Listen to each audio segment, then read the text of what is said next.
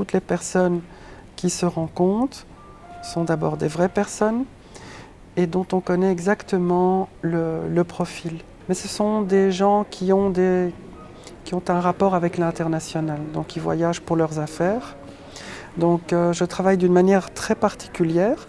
Je travaille plutôt en fait comme un ami que comme un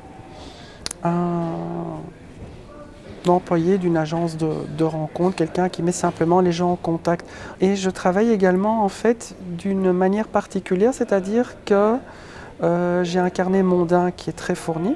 Je vais également dans de nombreuses manifestations privées comme des dîners, des soirées dansantes, des expositions. Je rencontre énormément de gens et mon but est de réussir en fait ce challenge avec mes clients qui sont entre guillemets des amis, je veux dire, ou des gentils membres. Voilà.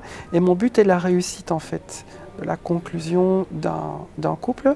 Et donc je vais en dehors de mon fichier et je vais chercher moi-même d'une manière proactive des gens qui pourraient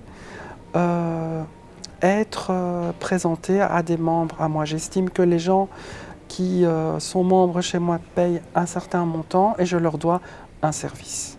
Mais j'aide également en fait les gens dans leur manière de se présenter aux personnes à de temps en temps en fait les resituer. C'est-à-dire qu'il y a des gens qui ne le font pas exprès mais qui ont une certaine manière parfois de se présenter qui peut être négative par rapport aux autres personnes. Après avoir établi le profil, après avoir en général fait tout le dossier, je pense qu'après une quinzaine de jours, 3 semaines grand maximum, je pense qu'on peut déjà présenter effectivement un profil à quelqu'un. Il y a certaines personnes qui mettent en fait d'abord le statut social ou le diplôme à la place des valeurs que sont la rencontre, les sentiments.